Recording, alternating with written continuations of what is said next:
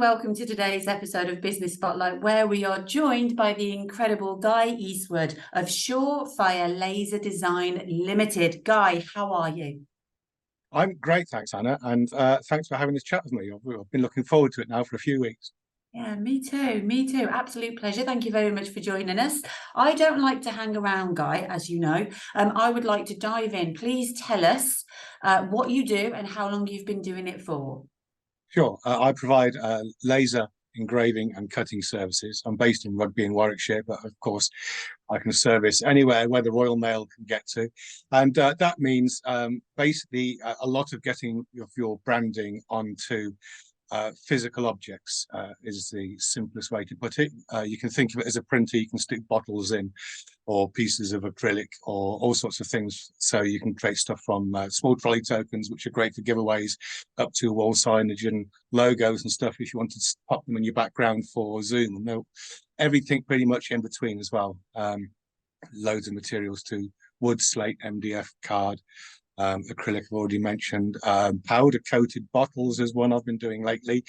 And somebody was asking me if I can do military spec Velcro just the other day too. Oh, okay, that is interesting. How long have you been doing it for? Before I've got another question, if I may. Just over a year, so I'm around month 16 now. So just past my first year, and that I took that as being a good milestone because so many businesses don't even get past month 12. So that was good and very encouraging. And actually now, 12 months in, I'm starting to find that the work of the previous 12 months is starting to pay off in terms of networking, referrals, and people generally knowing that I exist as well, because we've been pounding the networking pavements for 12 months. Yeah, so that all of that time invested is starting to pay dividend. Just thinking about, and you let us know the kinds of things that you can laser print on. But from that answer, I was thinking, what's the strangest thing that you've ever used, you've ever printed? Maybe not the strangest thing, but possibly, certainly to people of a particular generation, one of the most recognizable things is, if anybody remembers that from the Hellraiser films. Oh, wow. Okay. So it's known as the Lament configuration box, which is the puzzle box in Hellraiser, which will, if you fiddle with it and you solve the box, will do lovely things like open interdimensional portals to hell, and people will come and torture you without benefit of anesthetic for the rest of the film. But if you're an 80s horror film fan, the Hellraiser cube it's an iconic box, and that was actually the first thing I decided to make when I got a laser cutter, with the reasoning of, if I can do one of those, I can probably do this thing.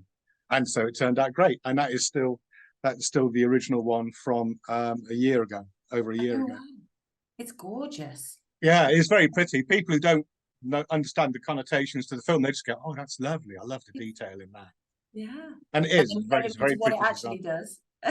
Yeah, no. If you sit, they go off it a bit and you explain its purpose in the films, but yeah, it's good stuff. And I've got a similar one for a Borg cube I did for the Star Trek fans as well, for people who like the Star Trek. I've got a black MDF Borg cube I made.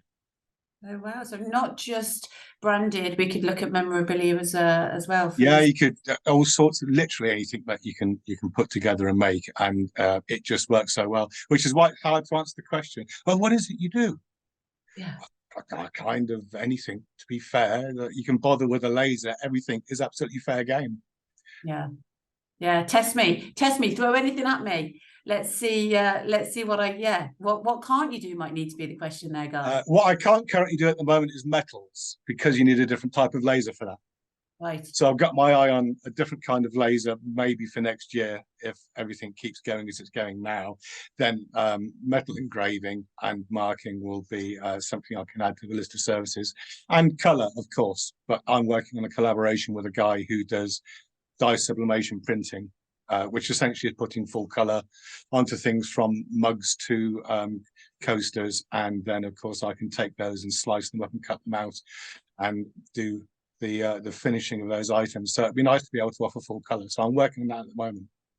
Nice. That sounds like a good collaboration to have in your back pocket. What motivated you to start the business? It was completely accidental, to be fair. I'm from a software development background, and so I had been doing previously 15 or 16 years of back-end web server integration development work, which is stuff like connecting websites to things like the NHS or to banking systems and things like that. And that was all going very well until COVID put the kibosh on the last contract, which was essentially getting people with diabetes in front of clinicians and groups so they could talk about how to manage their condition and to improve their quality of life. And that being funded only for face-to-face evaporated pretty quick when COVID and lockdown happened. So then I moved into a permanent development role a few months after that with a really nice bunch of people who worked in a way that just didn't sit with my brain at all. So I fell out of love with software development there. And so I gave the laptop back and thought, I'm going to sit on my backside for a couple of months, play PlayStation, see what comes to mind, and pick another direction as to whether I want to keep doing software development or something else comes up. And the other half was redecorating the garage in the garden. So she'd given it a coat of white paint, and she's going to stencil some flowers on the bottom so it fits in with the flower borders we've got. And she picked up what you can best describe as an A4 sheet of acetate with some flowers cut out of it so you can spray them on a wall with a spray can.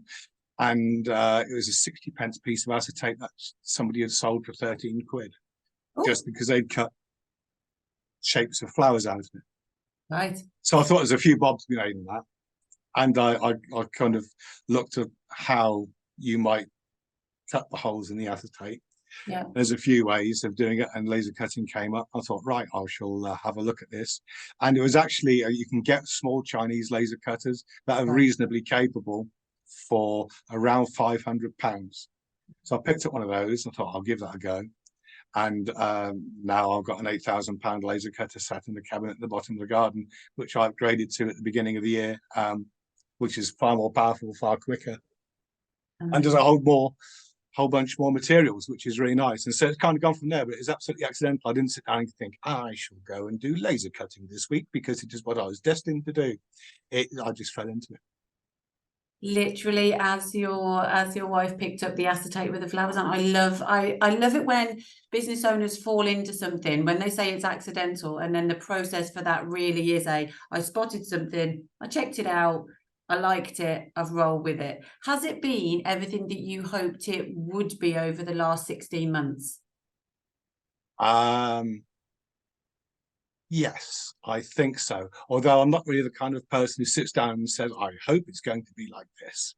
I really, really like, Dorothy clicking her heels. I'm not in that sort of wistful camp particularly. Coming from software engineering, I've got quite a logical brain. So I just thought, no, I'll do this. I'll see where it goes. I can see, I'm the kind of person that can see that if you can do this to a piece of wood, you can do that to a piece of MDF, then logically it means you can also do these things to it. So you can make things that fit together, like those puzzles that you sometimes see where you get a dinosaur and you can put it together. It's like slices of wood that go onto a skeleton, that kind of a thing. All of that kind of stuff is laser cut. So you can kind of logically tease out these options, and you'll see something else. You think, oh, I can do that. Or another example is the NFC business cards that I make. I think I just literally made that for myself, and it's just a business card made out of wood, sits on my lanyard when I go networking, and I've got an NFC tag in the middle of it, inside it, and so I don't have to give cards out because I tend to make my own cards because I can, which is nice to give out as an example of work. But I'm very conscious that if you go and get yourself a whole set of cards done, you're doing this. Around the networking groups, it's 25p, and you just it's a tap on the phone, and you've still got your tag, and you've still got your NFC chip in it, and they've got your LinkedIn or whatever links that you've programmed into the chip, and they're great. So many people love those.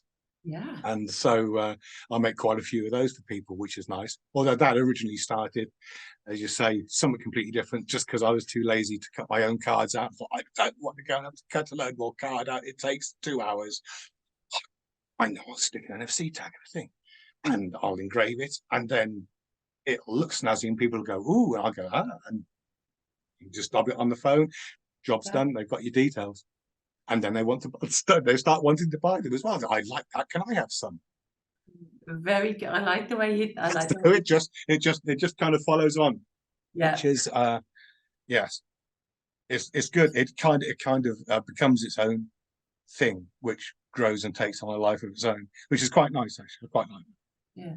How do you roll? A lot of people find that quite either distracting or quite a challenge where noise comes in. So, for instance, what you've just explained there is the need for a business card. Oh, I don't want to print out my own cards. Find the solution. Find an alternative. A lot of people don't sort of have the ability to fill that gap, to sort of create those dots. What's your recipe there? What's the magic there? I think it's from years of software engineering where you're used to thinking about, if you wanted a list of people and what cars they drove, then you can literally have just a list, and then you could display that on the screen, and it'd be fine. And people can look down the list to find the thing they want. Then you get into like, well, wouldn't it be nice if people were to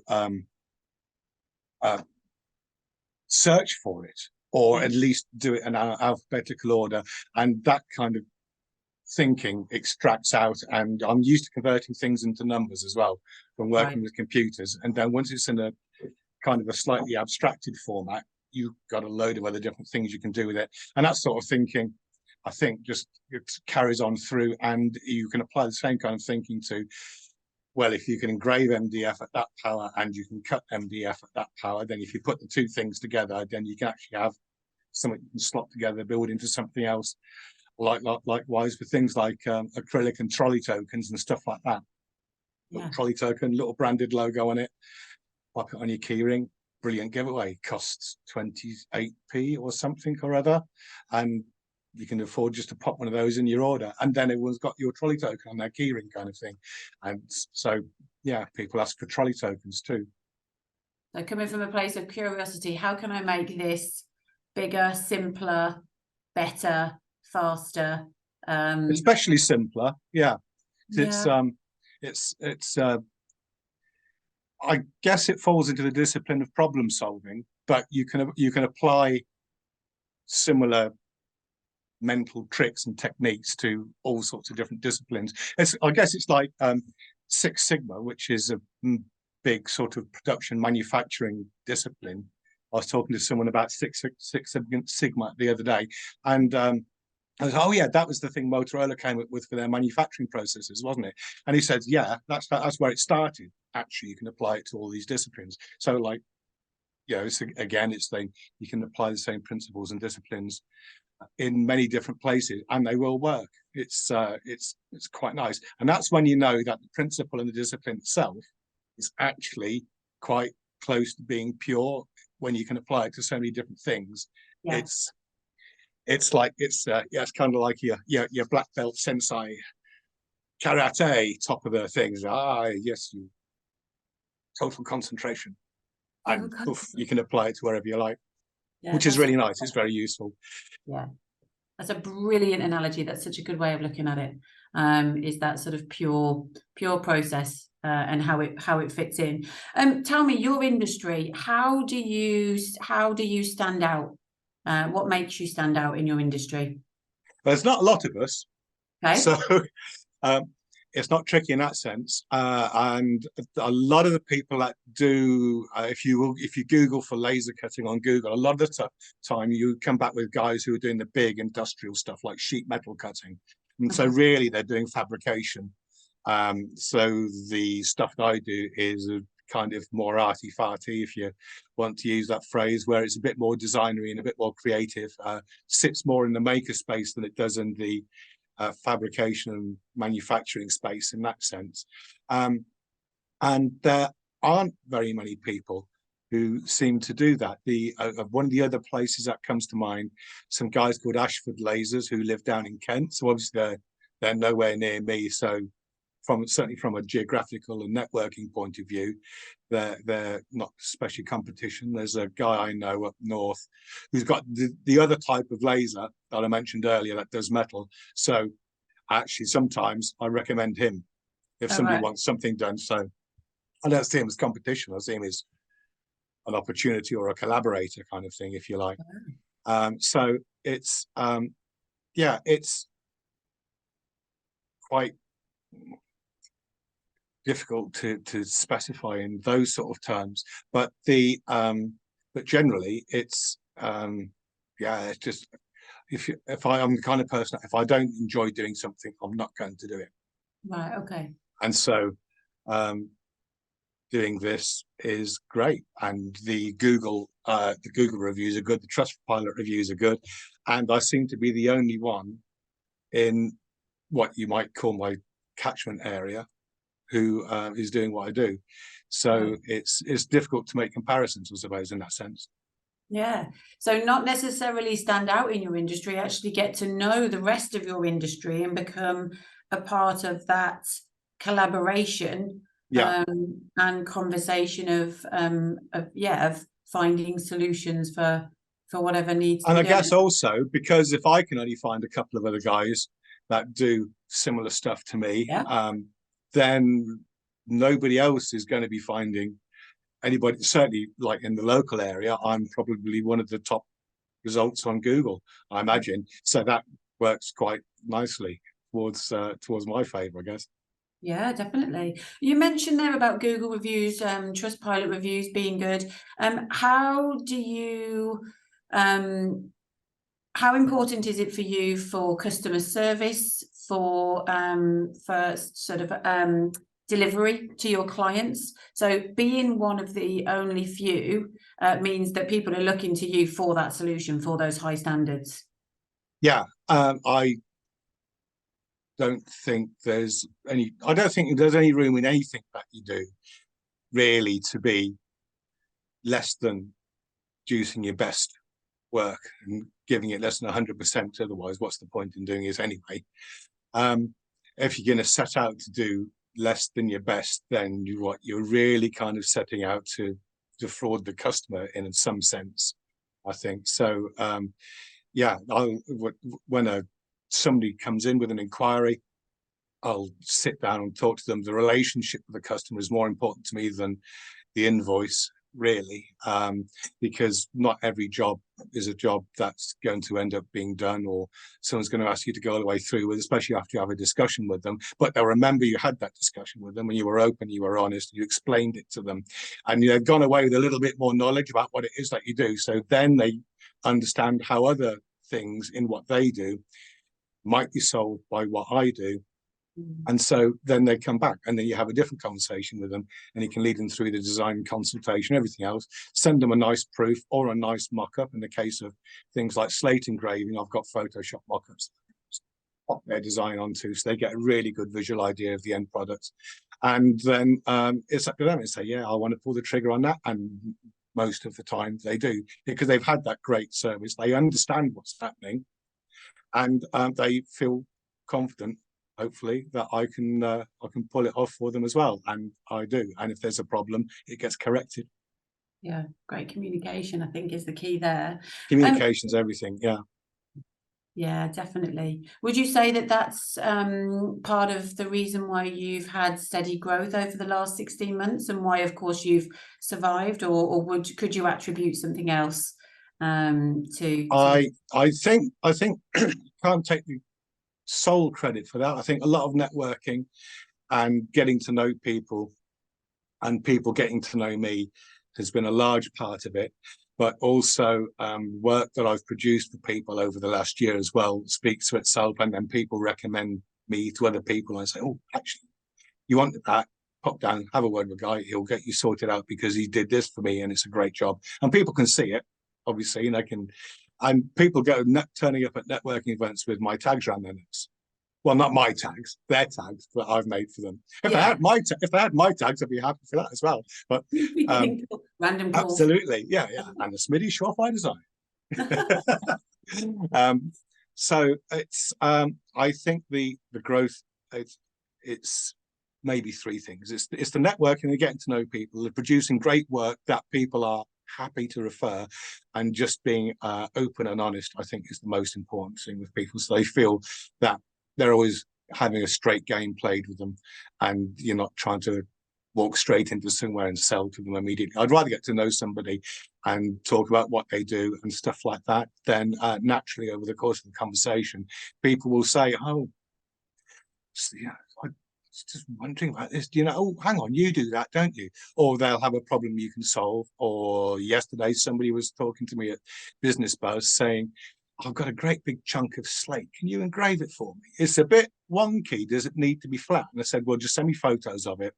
And if it's like two levels like that, then it's fine. We can stick one end in, then stick the other end in and do it in two halves." And she just wants it as a big old house number for the end of her drive, because her house number currently is really small, and she gets everybody else's parcels and they get hers. It's just like a simple solution to the problem. But she said, "Can you engrave this chunk of slate for me?" Just, you know, Yes, let's have a look at it and I'll let you know. oh my God, that's absolutely brilliant. Yeah, so you've had Hellraiser's puzzle box all the way to a massive chunk of slate so that somebody doesn't get the wrong parcels. Love it. You mentioned networking a couple of times there, so you Yeah, obviously keep yourself busy. yeah. How do you then slice out some personal time? How do you balance your personal life with the demands of running a business? For probably the first 8 months, I was constantly on, including weekends. But now I do take weekends, which is nice. So I get weekends back, Yeah, which means the PlayStation gets a solid thrashing.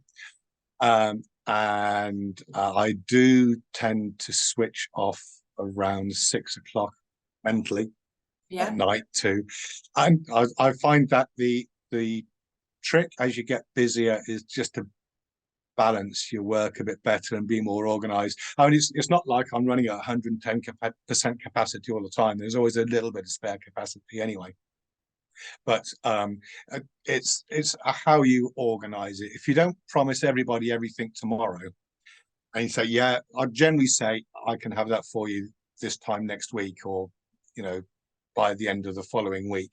So I don't give anyone the expectation of having it that afternoon. Occasionally that happens. So someone will say, "I could really do with, can you?" And it'll be like, "Well, if you do all the legwork, you get over here, you get the design over to me, you put everything in place, then I can probably do that for you really, really quickly. But you got to put the effort into that. So I've got everything together in one place. I can pull it together, make it happen." And you can go away with a thing really quickly. But most of the time, stuff gets turned around in kind of 2 to 3 days. But I will space my mental capacity. So I will space social media out. I will space networking out. I will space out design time spent on doing stuff with people's designs for actually being lasered. And I will space my comms out as well. So if sometimes I'll bat something back to somebody with a small question about something, and then I know that's probably, I don't have to think about it for 2 days until they email me back. I mean, some people will just give you a response in 30 minutes, in which case that's great. You can carry on in the same thought pattern. But if someone usually gets back to you in a couple of days on email, you think, right, I've batted that one away. yeah. 48 hours, I can carry on with this train of thought that I'm doing, which is currently useful for me today, kind of thing. And so it's kind of a bit of shuffling. It's not even as complicated as scheduling stuff. It's just making mental space. I find everything kind of falls into where it needs to be at the time. Sometimes something comes up, you have to deal with it, but then that's the same as everything else in life. You have to get on with some stuff there and then. Yeah. Yeah, you mentioned about spacing out sort of networking, social media time. You alluded to not having to sort of strictly schedule things, but is there a way in which you ensure your boundaries are? So, for instance, that you're able to take the weekend off and switch off at 6 o'clock. Is there something that you say, right, this is the end point? No, because my brain's always ticking away on something or other. Yeah. But sometimes it might be ticking away on, oh, how do I get past that level on the PlayStation? Or it might be ticking away on is there actually a way that I can make that particular job easier for myself? So next time it comes back round, or if they want to repeat, I do it in a slightly different way. Can I do that? Because I've got a problem solving brain anyway. So it's always ticking away, trying to work on something like that. But I don't sit and stress myself. I think that's possibly the important difference. Some people they'll all be like, oh, anxious about it. There's no point getting anxious about it, because that just sucks time and mental capacity away from you. So find what de-stresses you, go and do that for a little bit, and come back to whatever it was that you were thinking about in the first place. So if that means that you pick up the PlayStation at 3 o'clock in the afternoon instead of doing some work, fine, do that. But then come 7 o'clock, bless you. Yes, me. But come 7 o'clock, say, then my brain might be back on the problem again, because it's just a thinking problem. I don't have to sit and mechanically do anything. And then you can, actually, now I've gone away, changed context, and come back again to it. I've come back to it from a slightly different angle, and now I've got a better solution for it. So it's the kind of Zen and the art of motorcycle maintenance approach. Think about something else, and the problem solution can kind of work its way towards you. That's it. Yeah, that's exactly what I was just thinking. It's creating that space, isn't it? For it is. You do need to make that space. You have the space, and if you like, I suppose if you did meditation, you might call it the emptiness, perhaps, that kind of thing. But that kind of space of just like nothing, a little bit of quiet time, makes just mental quiet time, not necessarily sitting meditating, but give yourself a little bit of mental quiet time, and then you'll find things like a jar of sand and golf balls will tend to sift themselves out inside your head, and your sand will go to the bottom, your golf balls will be at the top, and they're nicely separated, and you know what you're doing. Yeah, we have our best ideas. How's that for an analogy for you? Love that. And I pictured that. I pictured the grains of sands coming through the golf balls. But you're right, but with that we get the best ideas, and it will be at the most random time. So totally. 3 o'clock in the morning, can't get back to sleep, thinking about, you know what, if I get that piece of acrylic and I do that one first and stick them together, I think that'll work. Yeah, sitting bolt upright, or in the shower, or dog walking, or it sounds like your time is sort of play. Dog walking is probably a great time for it, for people who've got dogs, because dog walking is kind of a quiet time. Yeah, that walking meditation almost. Yeah. Would you say your PlayStation time is almost your meditation time, your sort of wind down time? Yeah, PlayStation and Pinot Grigio, both of them helped force my brain to switch context. So I stopped thinking about a particular thing. The PlayStation will force me to go into a different pattern of thinking altogether, because you'll be puzzle solving or whatever in the game. The Pinot Grigio slows your brain down that little bit, so you haven't got the constant top level fizz going on the top of your head. So come a Friday evening, couple of glasses of Pinot and the PlayStation just sorts everything out nicely. And then you can kind of slide into Saturday with that quiet space in your head, and then you can fill it with whatever you want. Yeah, distract, relax. I like it. Exactly. I mean, some people, I know you like a bit of gym. So yeah, a bit of gym and dog walking probably is what helps you switch context and find your quiet space. Yeah, definitely. Yeah, you're absolutely spot on. I think there's nothing like lifting weights that creates it. You can't think of anything else other than the concentration of lifting the weights, or throwing a punch in the class, not just at random strangers. Yeah, but no, it's not like you're popping around saying, "Good morning, Kevin. You upset me last night." No, exactly. Just I feel much better. Thank you, Kevin. Bye. Exactly. Yeah, he's not our personal punching bag. No, you're right. You've shared so many learnings already, but what would you say has been your biggest learning so far? People work on different timescales to you. Okay. So when I was working in software, everything is just like bash, bash, bash, bash. You have a really good idea of how long any particular piece of work or functionality is going to take. So everything gets scheduled in, and it kind of like a conveyor belt production line, and you have really good expectations of when stuff should be done and should happen, and you will always be really close to it generally. Yeah. But other people aren't like that.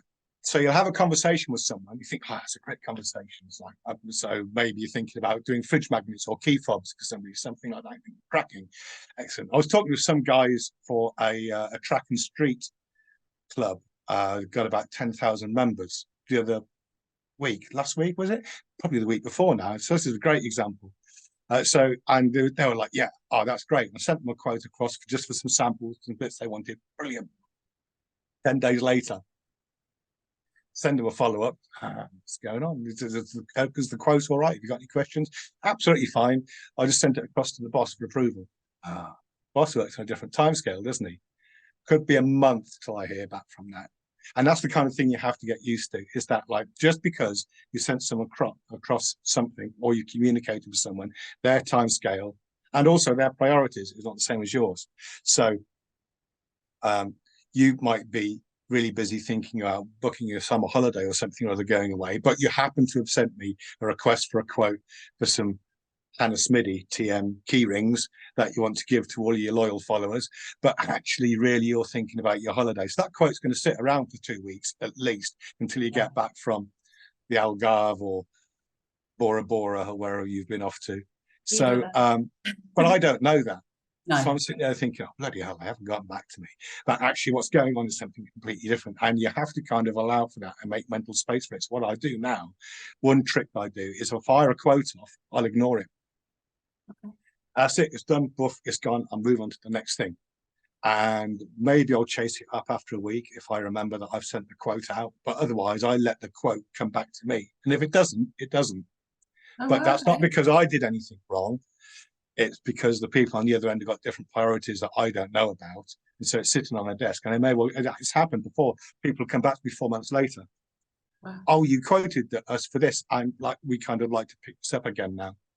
And yeah, so people's timelines are never what you think they are. And you never know what their priorities are. So don't make assumptions based on the way you think about what somebody else is doing. That is a really useful thing to bear in mind, especially if you're feeling despondent that no one's getting back to you as well, if you're starting out.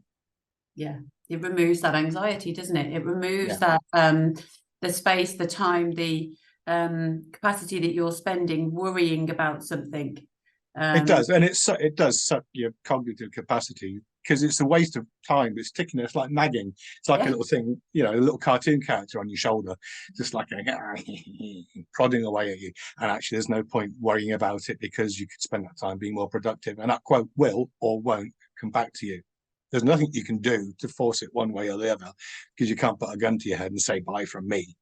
Well, you can. Some people can, but they're generally called the frowned upon, apparently. Yeah. So it's not done in polite society. It's not, no. So don't worry about it. And I think that's one of the most useful things you have to train yourself to think about. So you have to make a conscious effort to think about, I don't have to worry about that. And after time, experience shows you that you don't need to worry about it, because actually somebody did come back to you 6 weeks later than you thought they would. And they maybe don't want that, but they want something similar and related to it. So you quote them again and they give you an order. So don't sweat that stuff that's out of you. It's that it's almost, is it the alcoholic's prayer? The wisdom to know what I can do, the wisdom to know the things I can change, and the wisdom to know the things I can't. Something like that. And that last one, the wisdom to know the things I can't have an effect on. Theopophetus says it as well. Forget about it. You can't do anything about it. Don't worry about it. But only experience can teach you that. Such a good share. That's such a good learning. Yeah, I think that's one that's gonna hit some people between the eyes. Now, just to counter that, because I work with a lot of clients who are, each and every lead that goes out, each and every quote that goes out, is really important to their growth, to their projections. I mean, you said at the beginning of our conversation that sort of thinking that far ahead isn't something that you necessarily that you do. You think for the here and now, but for those businesses that do have those projections and have those forecasts, and each and every quote is sort of attributed to that target, how would you say, how would you encourage them to have that patience? How would you encourage them to no, because if they're driven by KPIs, and the Yeah. KPIs need all of these things to feed into it, and so they need a sales pipeline of a certain length and a certain width, and yeah, I don't. How do you do that? How do you say don't worry about the conveyor belt? Because that is a kind of a conveyor belt way of thinking about things. And so it's like saying, yeah, one cake's fallen off the conveyor belt. Do we need to worry? Oh, we've got to put another one on the end now. Yeah. If you're beating yourself up to that extent, I don't think, as a larger company, maybe, especially if you've got investors and shareholders who aren't Absolutely. you or the people directly in the Yeah. business, other people who have pressure on you to find a result, I think then you have to be very, very careful about what you promise and what you give out as a projection to people, so that you don't give yourself ulcers. Yeah. And I choose not to work like that. I choose not to go seek out investors and to get premises and buy 60 grand lasers that come in their own porta cabins and things like that.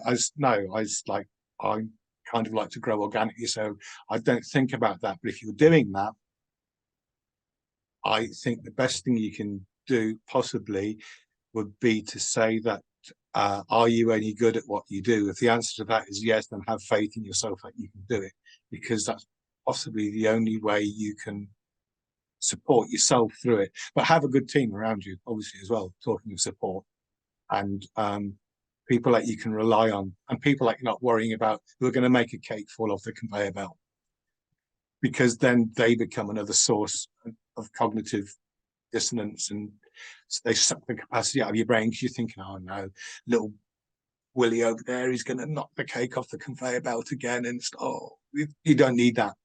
No. So if you have to hit those targets, hit the KPIs, and you have to keep your pipeline filled, you need a good team around you of people that you can trust. And how you can build that, I think maybe Kevin Riley has a better answer for that than me, and possibly more experience. We can always employ him, but what a brilliant addition to your learning there. So yeah, thank you for digging a little bit deeper. I always like to end with where do you see yourself in 5 years? And although great learning so far, what would be your sort of number one word of advice for any other business owner looking to grow? In 5 years' time, because I'm one of these annoying, organically growing kind of businesses, I don't know. I'll be where I will be. But as long as it keeps going as it's going now, which is growing steadily, getting referrals, making great connections with people and expanding my network and finding people to work on with collaborations as well, then I think in 5 years' time, I will be in a better place, which is fine. That's where I want to be. Yeah. I'm the kind of person who works to live. I don't live to work. As far as good little takeaways for people is, I think one of the most important ones is make sure you're never afraid to say no. Well, It's okay not to take a job. Don't price your work and don't accept work to please other people. Because if you do that, you're making a rod for your own back. If you something from a chamber event I was at this morning, phrase the great Dave Poole said was, if you win a job on price, if you win a customer on price, you'll lose a customer on price. Because if that was the criteria that they came to you for, as soon as somebody else got a better price, then they're going to go to them in the first place, which is why the relationship and the service with the customer are the top things. But also don't be afraid to say no, and don't competitively price, and don't price by comparison either. Not competitively priced, don't comparatively price. Because just because somebody else is doing something similar to you for £5 and you're charging £8 doesn't mean that they're the same thing. It's Iron Maiden will charge you £75 for a gig. Beyonce will charge you £300. Is she four times better than Iron Maiden? Subjectively, no. Objectively, I don't think you can even say that Beyonce is 4 times better than another band or another supergroup or anything like that. So just because someone's £5 and you're £8 doesn't matter. If your quality is better your service is better, then to the customer, you probably are better. And that's the bit that matters. They'll come back to you for £8. Yeah, absolutely.